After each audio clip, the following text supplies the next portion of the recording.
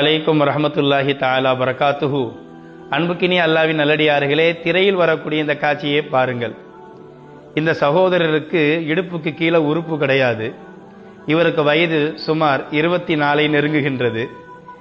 இவருக்கு இடுப்புக்கு கீழே உறுப்பு இல்லாட்டியும் கூட உலகத்தில் இவரை தெரியாதவர் எவருமே கிடையாது. இவருடைய பெயர் கானிம் அல் முஃப்தாஹ். இவர் கத்தார் நாட்டை சார்ந்தவர். இவர் எப்போது பிரபலியமானார் என்று சொன்னார், கத்தாரிலே 2022ஆம் ஆண்டு டிசம்பர் மாதம் உலக கால்பந்து போட்டி நடந்தது.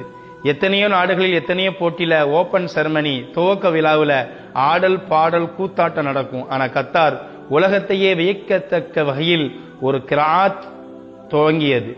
அந்த திருமறை வசனத்தை ஓதியவர் இந்த இடுப்புக்கு கீழே உறுப்பில்லாதவர் தான். அவர் ஓதிய வசனம் என்ன தெரியுமா? மொத்தம் 400 கோடி பேர் அந்த நிகழ்ச்சியை லைவாக பார்த்தார்கள்.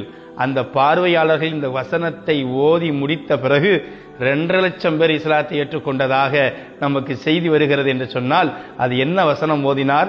யா அய்யுஹன்னாஸ் இன்னா ஹலக்னாக்கும் மின் தக்கரின் வ உன்சா.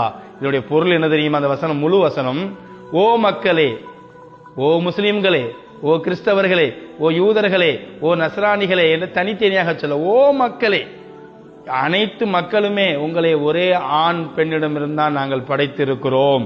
உங்களை பல கோத்திரங்களாகவும் பல குடும்பங்களாகவும் உருவாக்கி இருக்கிறோம்.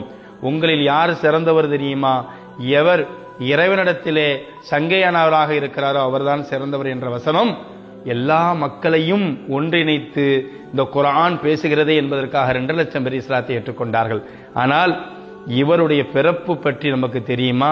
இவருடைய தாய் 2002 இவங்களுக்கு குழந்தை உண்டாகி ஸ்கேன் எடுத்து பார்த்ததுல ஃபேமிலி டாக்டர் தனி அந்த அம்மாவை கூப்பிட்டு சொல்றாங்க, அம்மா உனக்கு குழந்தை ஓகே, ஆனா குழந்தைக்கு இடுப்புக்கு கீழே உறுப்பு கிடையாதும்மா, கருவை கலைச்சிடலாமா அப்படின்னு கேட்கும்போது அந்த அம்மா பொறுங்க என் வீட்டுக்கார்ட்ட கேட்டு வரேன்னு சொல்லி வெளியே வந்து வீட்டுக்கார்ட்ட சொன்னிச்சு, எங்க நமக்கு அல்லாஹு தாலா 86 வயசாகி இப்ராஹிம் நபிக்கு குழந்தை கொடுக்கல, 90 வயசாயும் சக்கரையா குழந்தை கொடுக்க, அதுக்கடுத்து தான் கொடுத்தான். ஆனா அல்லாஹ் நமக்கு இப்பவுமே குழந்தை தந்துட்டான். ஆனா என்ன பிரச்சனைனா இடுப்புக்கு கீழே உறுப்பு இல்லை.